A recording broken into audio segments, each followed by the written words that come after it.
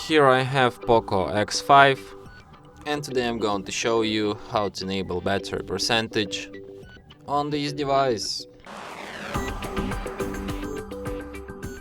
So to do this, firstly you have to open settings, then you have to go to the notifications and control center, then go to the status bar, and here you have battery indicator.